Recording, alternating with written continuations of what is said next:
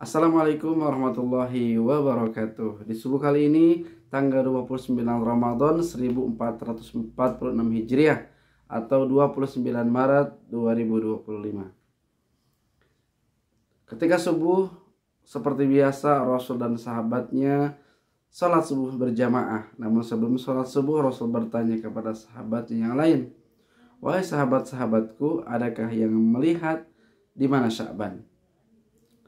Sahabat bertanya satu sama lain, kemudian Rasul mengatakan, "Kita jangan dulu sholat subuh sebelum nunggu Sya'ban dulu."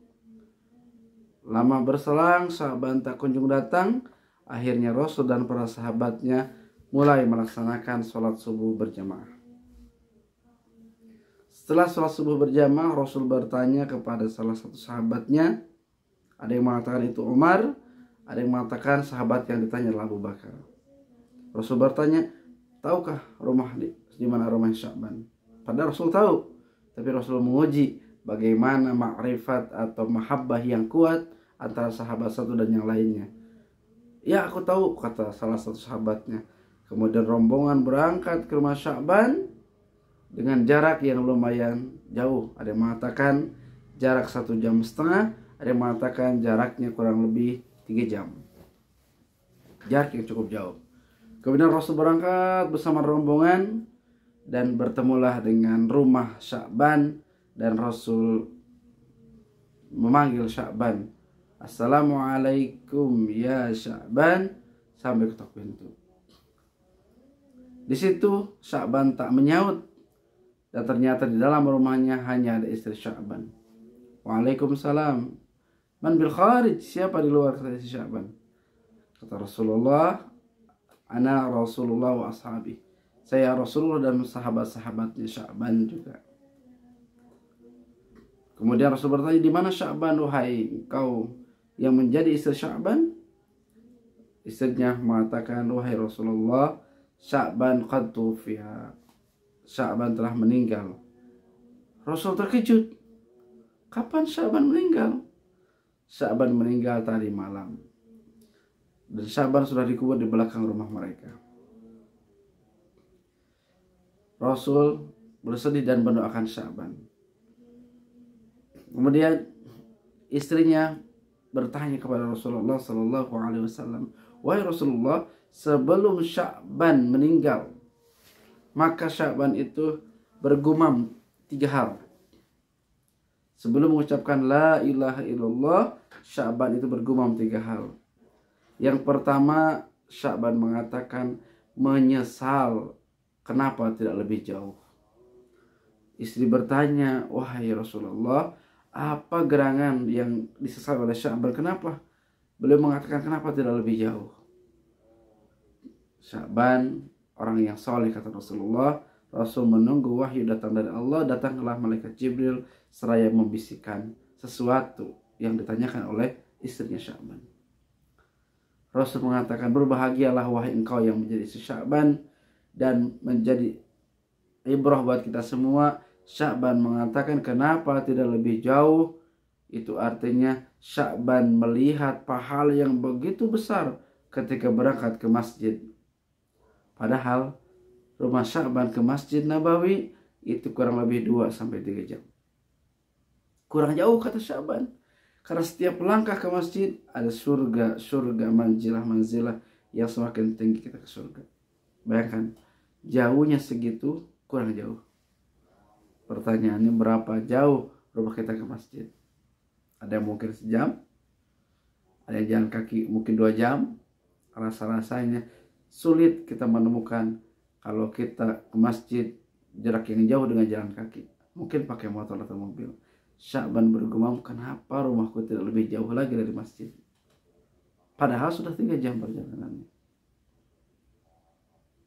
Bahagia istrinya.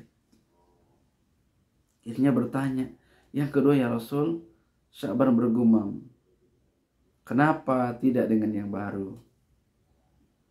Rasul pun diberitahu oleh Jibril, maksud Sya'ban yang baru adalah ketika musim dingin di Mekah atau di Madinah, maka Sya'ban seperti biasa berjalan yang begitu jauh ke masjid, dan Sya'ban menggunakan 2 pakaian.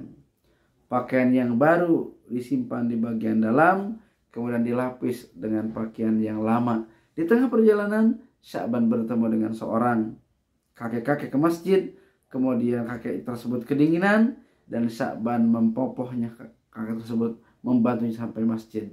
Dan di masjid, Sya'ban memberikan pakaian yang luarnya, artinya pakaian yang lamanya, ke kakek tersebut agar membuat hangat kakek tersebut.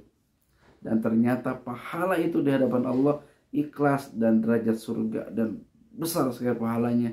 Dan Sya'ban bergumam, kenapa tidak pakaian baru aja yang dikasih? Jadi jangan pernah menganggap sepele dengan sedekah. Sekecil apapun sedekah itu ada timbangan, ada mizan yang luar biasa di hadapan Allah Subhanahu wa taala. Yang ketiga, kata istrinya, ya Rasul, Sya'ban bergumam, kenapa tidak semuanya? Rasul diberikan informasi wahyu dari malaikat Jibril, ternyata Sya'ban pernah, karena Sya'ban profesinya adalah seorang yang mencari kayu bakar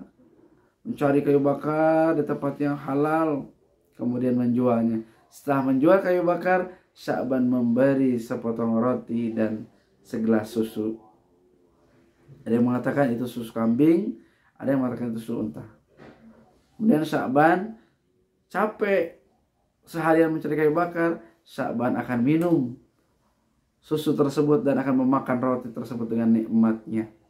Namun ketika mau minum, datanglah orang pengemis yang belum makan. Pak, minta Pak, gitu ya, seperti itu. Kemudian Sya'ban tak tega, kemudian di gelas tersebut susunya Sya'ban dibagi 2. Dan roti yang sepotong itu dibelah dibagi 2, separuh-separuh.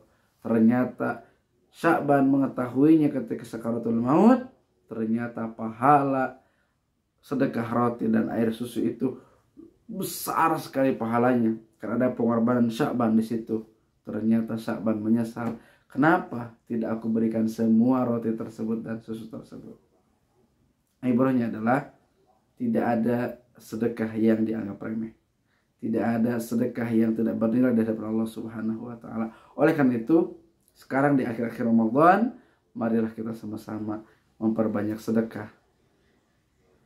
Sedekah kepada janda-janda tua, sedekah kepada yatim-yatim piatu, dan sedekah kepada orang tua kita. Sekian, assalamualaikum warahmatullahi wabarakatuh.